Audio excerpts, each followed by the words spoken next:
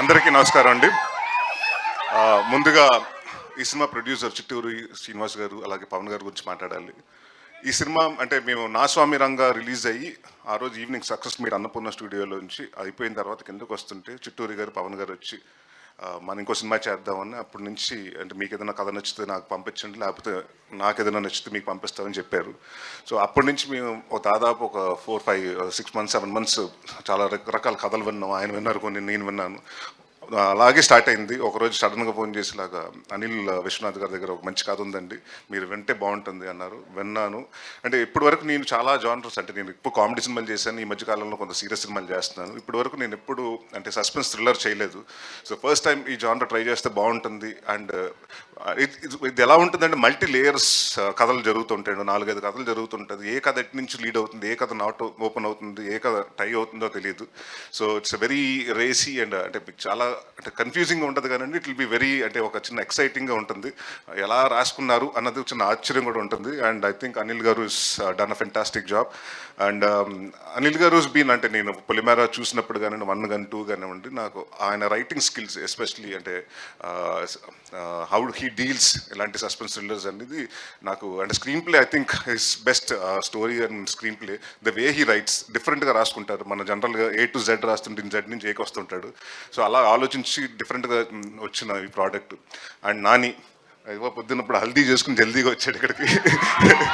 So రేపు పెళ్లి కొడుకు చేస్తున్నారు అండ్ ఎల్లుండ అది ఇందాక చాలామంది అంటే నాకు తెలిసి చాలామంది డైరెక్టర్స్ నేను చేసినప్పుడు చాలామంది కొత్తలతో చేశానండి. అందరూ ఏంటంటే అన్న ఫస్ట్ ఇల్లు సినిమా చేయాలి, పెద్ద హిట్ కొట్టాలి, దాని తర్వాత ఒక ఇల్లు కట్టుకోవాలి, దాని తర్వాత మ్యారేజ్ చేసుకోవాలి, సెటిల్ అవ్వాలనుకుంటారు.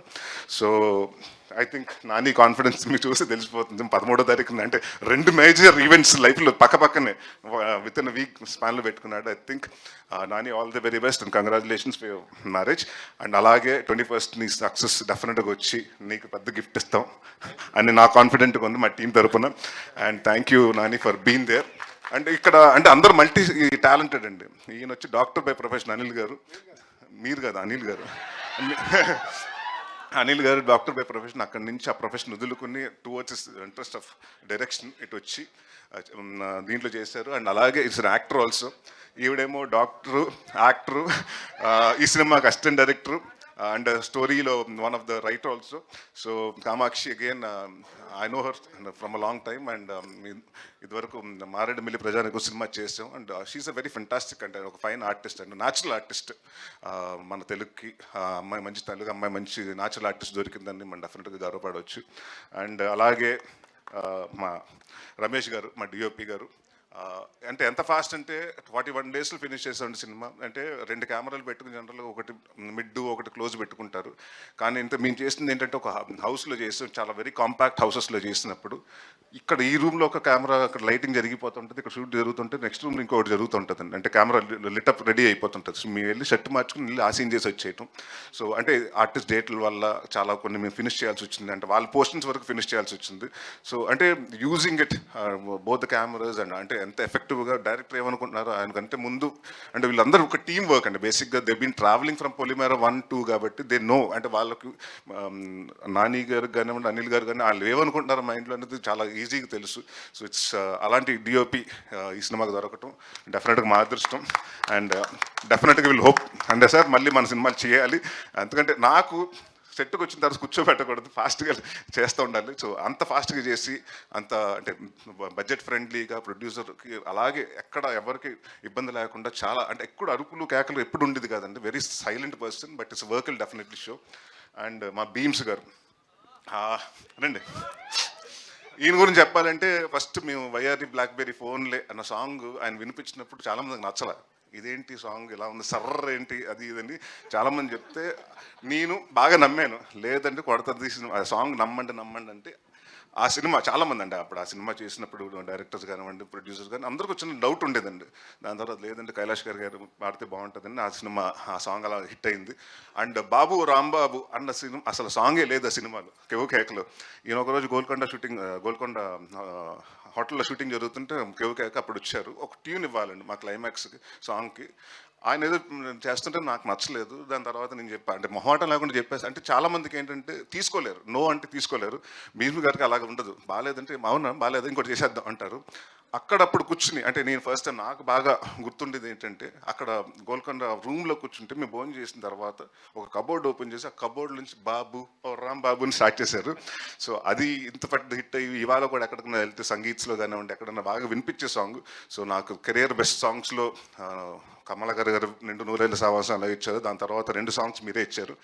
అండ్ ఈ సినిమాకి వచ్చేటప్పుడు మా ఛాలెంజ్ ఏంటంటే డెఫినెట్గా మెలోడీస్ అండ్ డెఫినెట్గా ఈ సాంగ్లు ఎరకొడతారని తెలుసు కానివ్వండి. మా ఇద్దరికి ఛాలెంజ్ ఏంటంటే ఆర్ఆర్. ఎందుకంటే ఇప్పటివరకు ఈయన చేసిన సినిమాలన్నీ కమర్షియల్ సినిమాలు, అది ఒక రకమైన ఇదండి. బట్ ఈ సినిమాకి ఏంటంటే ఇలాంటి సస్పెన్స్ థ్రిల్లర్కి డెఫినెట్గా ఆ మ్యూజిక్ చాలా ఎర్కీగా ఉండాలి, మన ఏదో హాంట్ చేస్తూ ఉండాలండి. సో ఐ థింక్ మీ ఇద్దరు మాట్లాడుకున్నప్పుడు this is going to be big challenge. అంటే ఆయన ఛాలెంజ్ని చాలా స్పోర్టివ్గా తీసుకున్నాడు, ఇదిగా తీసుకునండి. డెఫినెట్గా ఈ సినిమా రిలీజ్ అయిన తర్వాత నా గురించి ఎంత రాస్తారో తెలియదు కానీ భీమ్స్ గారి గురించి మాత్రం 4-5 లైన్స్ ఎక్కువ రాస్తారు ఆయన, ఎస్పెషలీ బ్యాక్గ్రౌండ్ స్కోర్ గురించి. And I'm very proud. And ఎప్పుడో రావాల్సిన సక్సెస్ ఇప్పుడు వచ్చింది. ఆయన నెవర్ లేట్, ఎప్పుడు లేదు. బట్ ఇంకా పెద్ద సక్సెస్ అయ్యి ఇంకా భారీ ప్రాజెక్టులు, పాన్ ఇండియా ప్రాజెక్టులు కూడా చేయాలని కోరుకుంటున్నాను. ఆల్ ది బెస్ట్ భీమ్స్ గారు. అండ్ ఇప్పుడు మోస్ట్ ఎలిజిబుల్ బ్యాచులర్ జీవన్ గారి గురించి మాట్లాడుకుందాం.